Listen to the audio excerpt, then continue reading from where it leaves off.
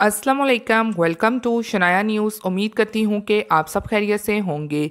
UK की दो अहम तरीन अपडेट्स लेके आप लोगों के लिए हाजिर हुए हैं। तो हमेशा की तरह यही रिक्वेस्ट है कि वीडियो को आखिर तक देखिएगा और वीडियो को शेयर कीजिए और लाइक कीजिए। तो चलिए टाइम को वेस्ट किए बगैर बढ़ते हैं आज की अहम तरीन अपडेट्स की जानिब। आज की पहली और अहम खबर को शामिल करेंगे जो कि इंग्लैंड समेत यूरोपीय ममालिक में पुरानी परेशानी फिर तेज़ी से लौटने लगी।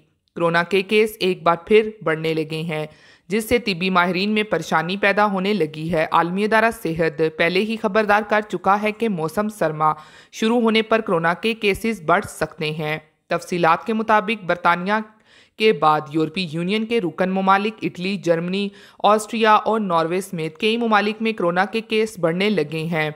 इटली में जुमेरात को 4,800 से ज़ायद नए केस सामने आ चुके हैं, जबकि 50 मौत भी हुई हैं। इसके अलावा हुकाम का कहना है कि 2 माह में पहली बार वबा की शरह में भी इजाफा देखने में आ रहा है और ये 1% के करीब है।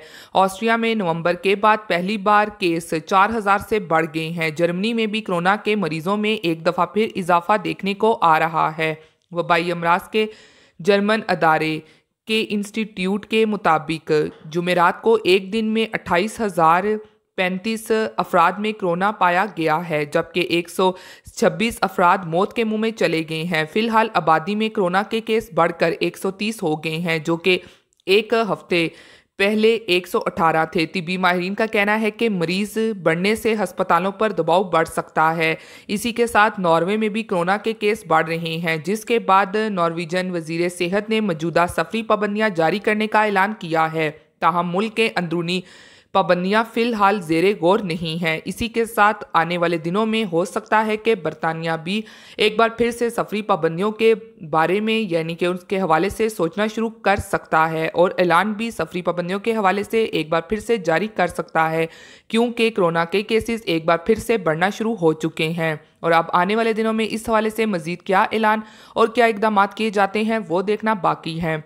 इसी के साथ अब बढ़ते हैं अगली और अहम तरीन अपडेट की जानिब, जो कि एक अच्छी खबर जारी हुई है। जैसा कि जब ईयू सेटलमेंट स्कीम को शुरू किया गया था तो तमाम लोगों को ये सहूलत दी गई थी कि जो भी यूरोपीय लोग यूके में आते हैं और प्री सेटलमेंट स्टेटस में अप्लाई करते हैं तो उनके साथ उनके जो भी फैमिली मेम्बर्स हैं उनको भी प्री सेटलमेंट स्टेटस दिया जाएगा। यहाँ तक कि उनके जो अजीज़ रिलेटिव्स यानी कि कज़न्स वगैरह हैं उनको भी ये सहूलत दी जाएगी। ताहम कुछ टाइम के लिए ये ओपन रहने के बाद इसको बंद कर दिया गया और अब तकरीबन 1 ईयर हो चुका है और ऐसे तमाम लोगों ने प्री सेटलमेंट स्टेटस के लिए अप्लाई किया हुआ था और उनको कोई भी जवाब नहीं दिया गया होम ऑफिस की तरफ से। तो इसी जानिब से यूके होम ऑफिस को जारी की गई थी, जो कि ईयू सेटलमेंट स्कीम के हवाले से सारे मामलात को चेक करती हैं। तो उनकी तरफ से यूके होम ऑफिस से पूछा गया कि इस हवाले से क्लियर तौर पर बताया जाए कि केसेस के पेंडिंग या डिले के हवाले से नया सिलसिला क्या चल रहा है।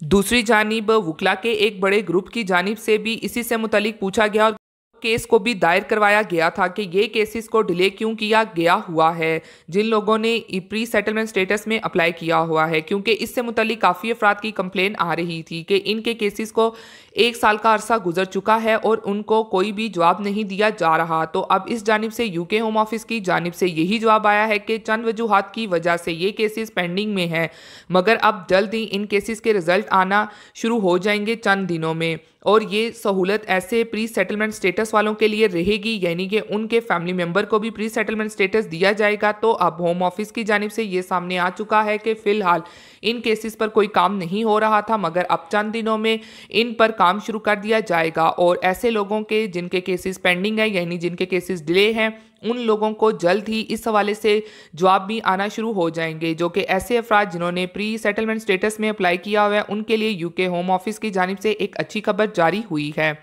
तो ये थी आज की अहम तरीन अपडेट्स जो आप लोगों के साथ शेयर की गई हैं। उम्मीद करती हूँ कि पसंद आई होंगी। इसी के साथ फिर मिलती हूँ लेटेस्ट अपडेट में, तब तक आप सब अपना बहुत ख्याल रखिएगा। थैंक यू, खुदा हाफिज़।